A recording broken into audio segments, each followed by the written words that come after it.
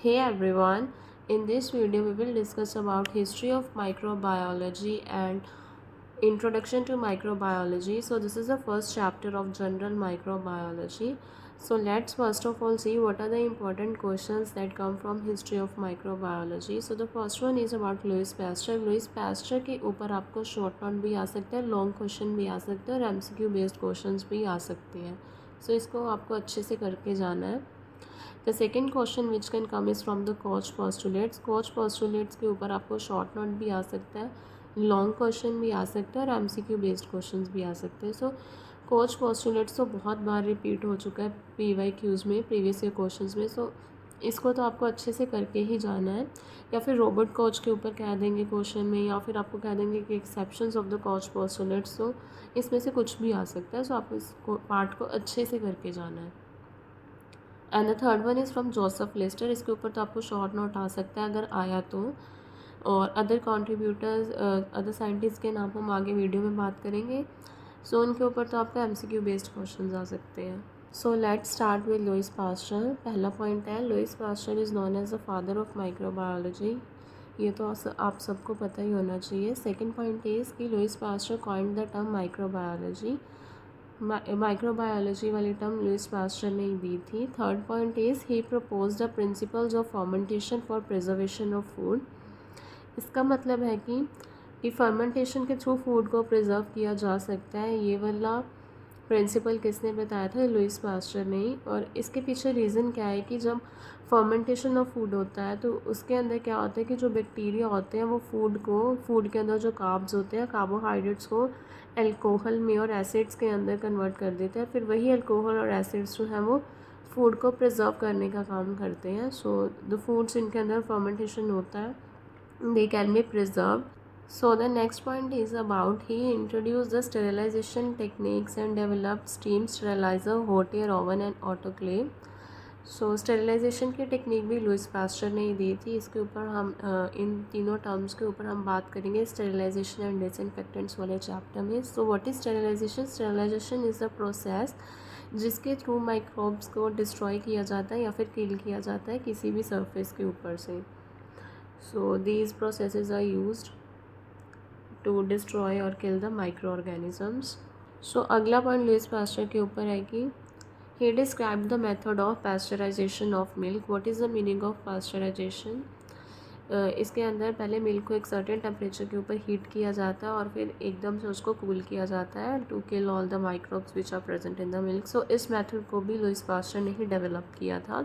अगला पॉइंट है, Louis Pasteur contributed for the vaccine development. So vaccine की development के लिए भी उसने कॉन्ट्रीब्यूट किया. कौन कौन सी डिसीजेज़ के against? Like anthrax, fowl cholera and rabies. इन 3 डिसीजेज़ के अगेंस्ट उसने वैक्सीन डेवलप भी की थी.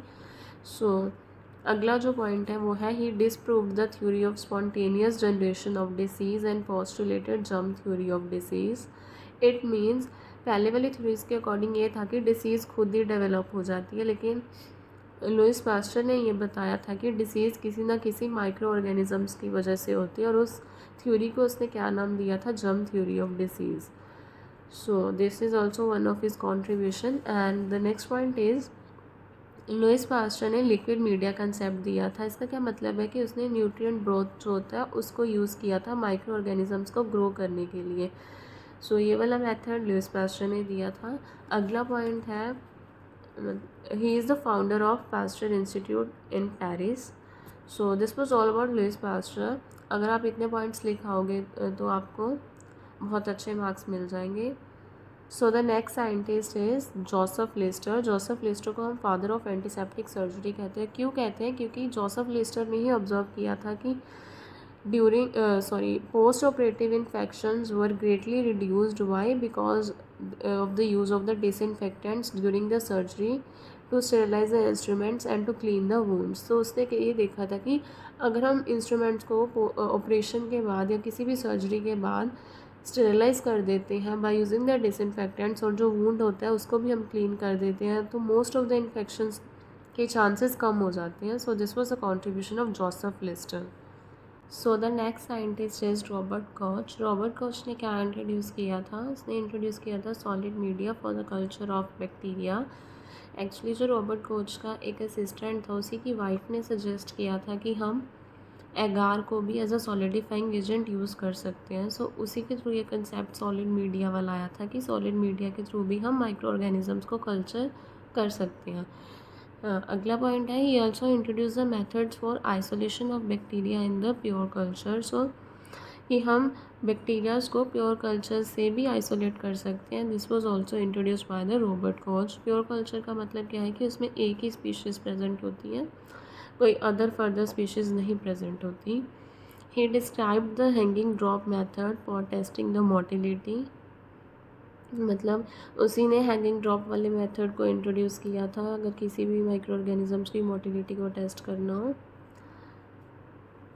हैंगिंग ड्रॉप में यही होता है कि एक स्लाइड ली जाती है, उसके ऊपर एक फ्लूइड की ड्रॉप डाली जाती है and then the cover slip जब उसके ऊपर पुट की जाती है तो micro organism is seen hanging over the cover slip. So this is all about the hanging drop method. So the next point is he discovered the bacteria. उसने कई bacterias को डिस्कवर किया था जिनके नाम है anthrax bacilli, tubercle bacilli and cholera bacilli. So इन 3 bacterias को रॉबर्ट कोच ने डिस्कवर किया था। And the last point is he introduce the staining techniques by using the aniline dye. So these were the points related to Robert Koch. अब इसके बाद हम बात करेंगे कोच पोस्टुलेट्स के बारे में। So now let's discuss about the Koch postulates. Koch ने क्या पोस्टुलेट किया था कि that a micro organism can be accepted as the positive agent of infectious disease only if the 4 criteria are fulfilled. कि एक माइक्रो ऑर्गेनिज्म को हम किसी भी इन्फेक्शियस डिजीज़ का पॉजिटिव एजेंट तभी मानेंगे अगर वो माइक्रो ऑर्गेनिज्म ये 4 क्राइटेरिया को फुलफ़िल करेगा। सो क्या है वो? द फर्स्ट वन इज़ कि जो माइक्रो ऑर्गेनिज्म है it should be constantly associated with the lesions of the disease. की अगर कोई भी लीजन्स बॉडी के ऊपर हो रहे हैं तो वो उस माइक्रो ऑर्गेनिज्म की वजह से ही हो रहे हैं। The second one is it should be possible to isolate the organism in pure culture from the lesions of the disease। कि हम उस organism को उसी के प्योर कल्चर के थ्रू आइसोलेट कर सके। अगर हम कोई भी लीजन से सैंपल लेते हैं और उसका हम प्योर कल्चर करते हैं तो उस प्योर कल्चर के थ्रू हम उस ऑर्गेनिज्म को आइसोलेट कर सकें।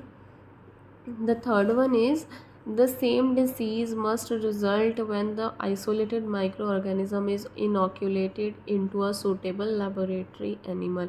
कि अगर हम किसी भी एनिमल के अंदर उसी माइक्रो ऑर्गेनिज्म को इनोक्यूलेट कर दे तो वो माइक्रो ऑर्गेनिज्म उस एनिमल में भी वो डिसीज़ करे, तभी हम मानेंगे कि वो उस इन्फेक्शियस डिसीज़ का पॉजिटिव एजेंट है। So the fourth one is it should be possible to re-isolate the organism in pure culture from the lesions produced in experimental animals।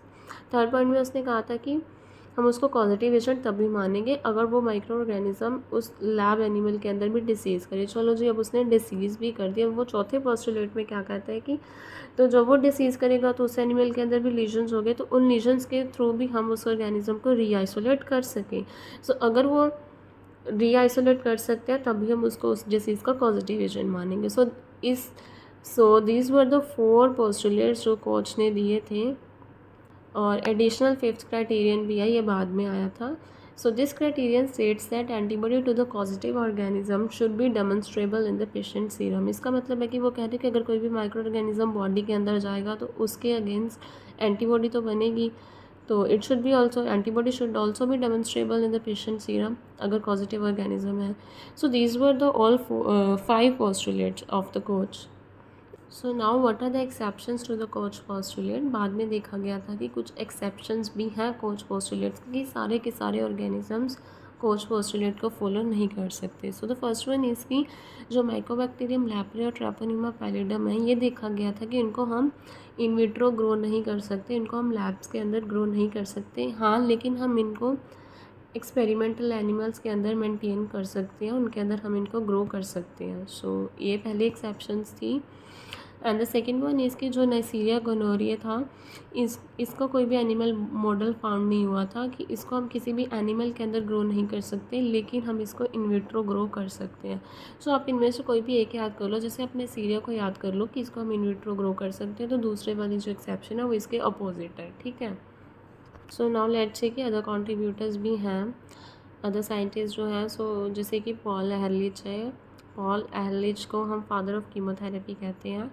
और पॉल ही जो था he was the first one to report the acid fast nature of the tubercle bacillus. और he was the founder and the first director of Paul Ehrlich Institute in Germany. So ये 3 points हैं जो आपको Paul एहरलिच के बारे में याद करने हैं।